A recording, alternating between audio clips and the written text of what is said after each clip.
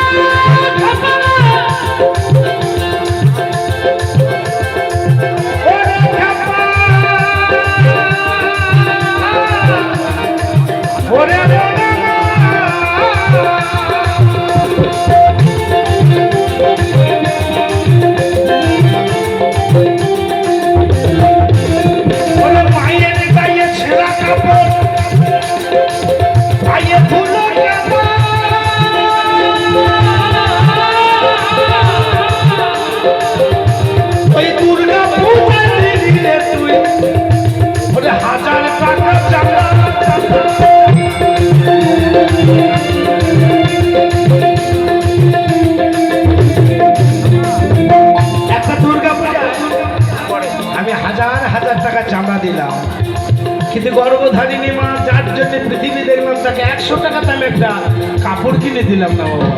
দুর্গা পুজো হবে, তোরা দেখে বনের পশু, তোরা দেখে বনের পশু, তোরা দেখে বনের পশু,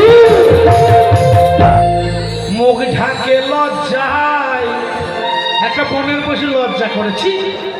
তোমার ঘরে একটা জ্যান্ত দুর্গা, তো তাকে তুমি চিনতে পারলে না বাবা। মাটির দুর্গাকে হাজার হাজার টাকা চাঁদা দিলে, আর গর্ভধারিণী মা জ্যান্ত দুর্গাকে তাকে 100 টাকা দেবে একটা কাপড় কিনে দিলে না। কিন্তু বাবা একটু লক্ষ্য করবেন, যারা গুণী মানুষ, যারা মহান ব্যক্তি, সবাই মাতৃভক্ত বাবা। আমি প্রমাণটা দিয়ে যাই, দেখুন আমার পরমহংসতে মাতৃভক্ত, সাধক বাবা খেলা ছিলেন মাতৃভক্ত,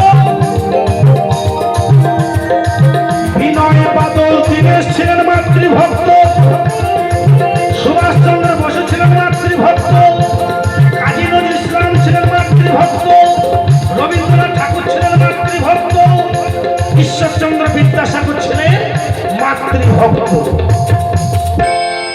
ঈশ্বরচন্দ্র বিদ্যাসাগর মায়ের শরীর খারাপ খবর পেয়েছিল বাবা, চাকরি ছেড়ে দিয়ে দামোদর নদী, কানায় কানায় নদী পেরিয়ে এসে মায়ের চরণ সেবা করেছিল। মা ভগবতী দেবী বলেছিল, ঈশ্বর তুই চাকরিটা ছেড়ে দিলি বাবা। ঈশ্বরচন্দ্র বলেছিল, মা গো তোমার চরণ সেবার থেকে আমার চাকরিটা বড় হলো মা। এমনি ঈশ্বরচন্দ্র বিদ্যাসাগর হয়ে যায়নি বাবা। আর আমরা কি করি, কখন মা বাবাকে ঘর থেকে বের করে দেবো সেই চেষ্টা করি বাবা। ধর্ম অত সোজা জিনিস নয়। যদি মূর্তির পায়ে তত্ত্বভূম ভক্তির প্রীতি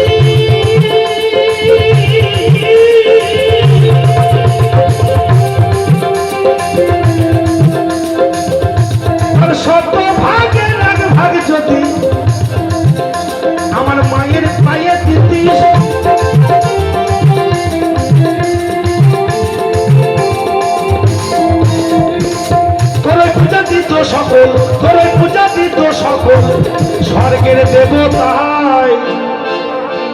পিতামাতার চরণ সেবা করুন, পৃথিবীতে যত ভগবান আছে আপনার কাছে চলে আসবে বাবা, আপনাকে ভগবানের কাছে যেতে হবে না।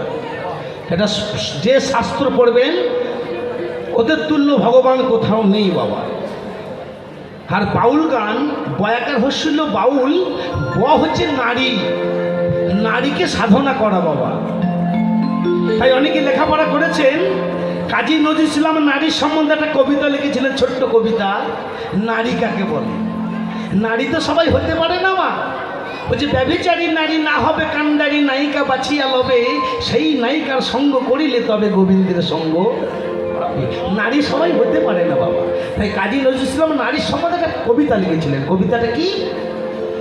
নারীর বিরহে নারীর মিলনে ঘর পেল কবিতা,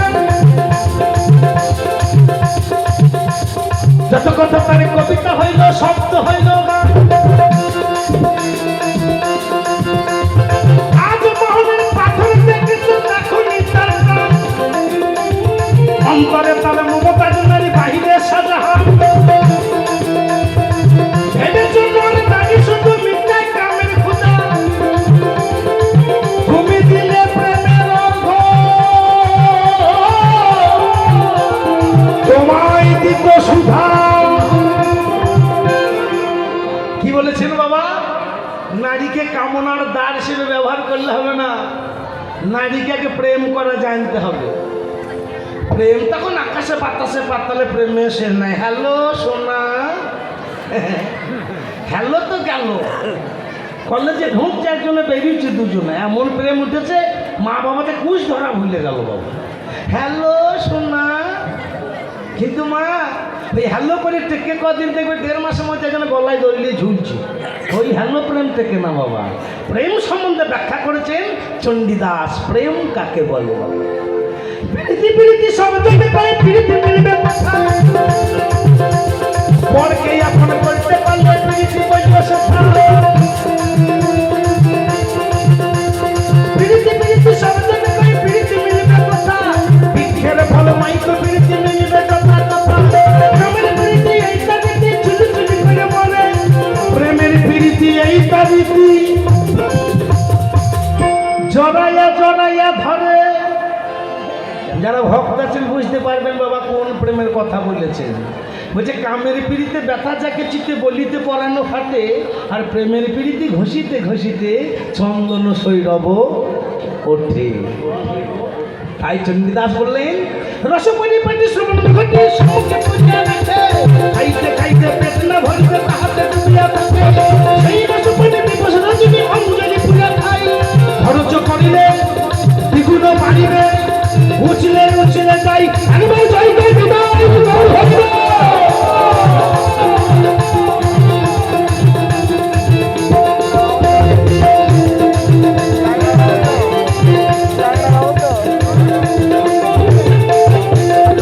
তাই মাকে ভালোবাসো বাবা। মাকে যদি কেউ ভক্তি না করো, মহাজন বলেছেন ধ্বংস হয়ে যাবি যদি।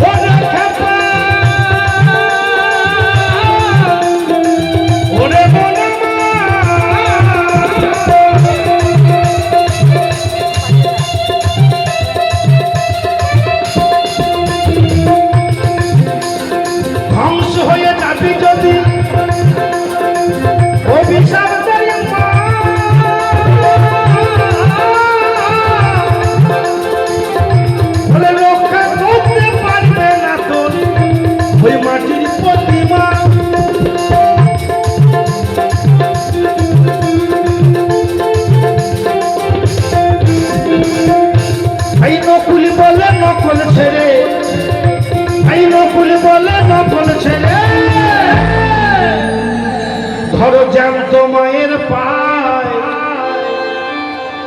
পিতামাতার চরণ সেবা করবেন মা। বলছে একে চন্দ্র দুইয়ে পক্ষ, পিতামাতার চরণে দিয়ে রেখো লক্ষ্য। তিনে নেত্য চারে বেদ, পিতামাতাকে জীবনে কেউ কোনোদিন করো না কো ভেদ। পাঁচে পঞ্চবান ছয় ঋতু, পিতামাতা হচ্ছে পরপারের সেতু, সাথে সমুদ্র আট অষ্টবসু। পিতামাতার যে চরণ সেবা না করে তার জীবনটা হয়ে যায় পশু। নয় নমগ্র 10 দিক, পৃথিবীতে যত ভগবান আছে আমার প্রথম ভগবান পিতামাতা হচ্ছে ঠিক। জয়গুরু। গাইব আর একটি দেহতত্ত্ব গান। পিতামাতা